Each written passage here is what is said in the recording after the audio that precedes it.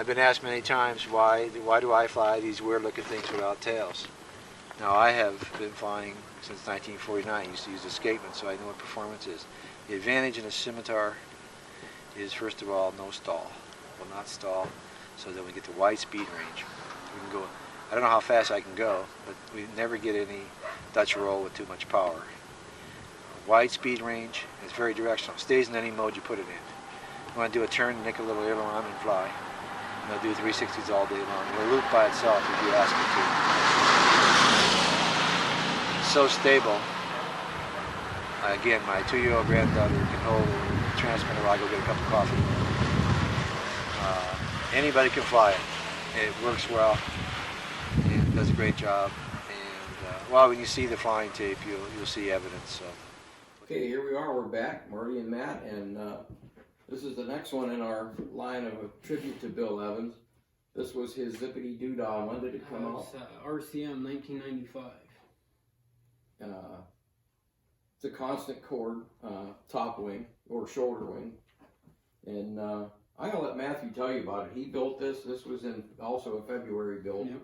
We built quite a few in February. That gives you an idea of how easy they are to build. So I'll let Matthew tell you a little bit about this. This is exactly the same way he did it. I have a K&B 40 up front, 40-11. Pulls it pretty good, 64-inch span. There's a lot of plane for a 40 to be pulling around. It's about, what, 5.5 pounds, 5 pounds? Yeah, it's right around in the 5-pound range. A lot of weight for a 40 to pull, and it flies it really good. Takes off in very short distance. Yeah, yesterday you had one takeoff. It must have been about 4 foot. It lands really slow. Tracks, yet again, it's a scimitar. Tracks perfect. And anything you put in it tracks good. Slide into the headwind at low throttle. Just kind of putts right through. It doesn't do anything. This is actually the one that, if you watch the Bill Evans videos, he flies this in 60-mile-an-hour He winds. test flew his Zippity Doodah in 60-plus winds. He hand-launched. He hand-launched the plane, yeah. He did helicopter takeoffs and landings. He'd bring it down, he'd give up elevon and pick the nose right up. It's a very, very, very good flying airplane. I would build this plane again. I might have 2 of them to fly so good. It's a little different rudder. It's got a massive functional rudder on it. It's pretty effective, actually. Or as Chuck Cunningham would say, a large flipper.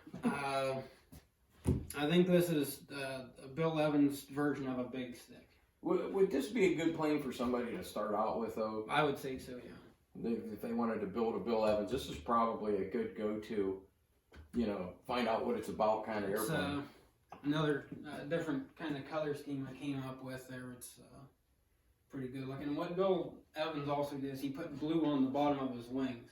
And you can, I wasn't too fond of it at first, but it actually, you can tell the top from the bottom very easy. Yeah. And he always used this kind of design. I don't know, he had a little bit of like Indian art to him with certain things. He also had, I don't know, he made reference a lot to the Polish Air Force. He put their insignia on like the pole stars and various other planes. And I'm not sure exactly why, but I used 4-star 40 landing gear, which if you don't have landing gear laying around, you can go on SIG site and you can order replacement landing gear for a 4-star 40. I got 250-inch wheels on the back, 2.5. I got a 3-inch on the nose to kind of get the wing flattened out a little bit. What was the main gear in front? That was a Dubro Universal? Yeah, because the way that he has this set up is you have to have it a longer shaft to go up through the motor mount and still have the spring tension underneath of it. You can't buy just straight up short gear and mount it to it. You have to buy the universal gear for it.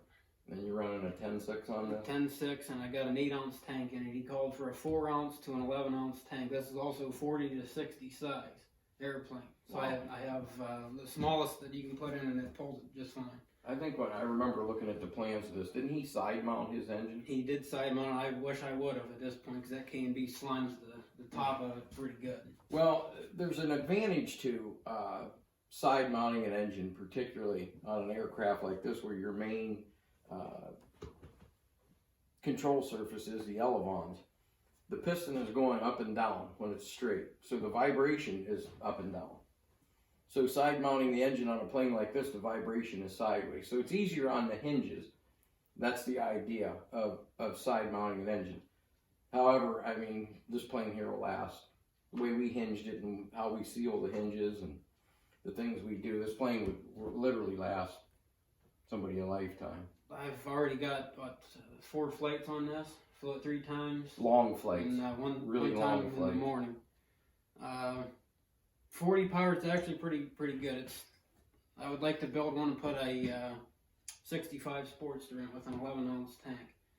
Because the way it's built, you don't have to beef anything up for a 67. No. You just leave it the way it is. You don't have to make the firewall any different. You don't have to change anything. Probably be a good plane for an OS like AX46 or Yeah, get a 46 AX40 if you want. 55 AX. Yeah, it looked really, really solid in the air, just really solid. And this is the plane here. I did use the brass tubing in. It made the servo install a lot easier. Use your little brass plate on the back. What else on this one? Dave Brown motor mount. Fits the KNB 40 perfect. That's about it. Yeah, other than it's an awesome airplane. All right, it's time to move on to the next. The Saracens were the infidels who fought the Crusaders in the Holy War, and the power of the Saracen was his sword, called the scimitar.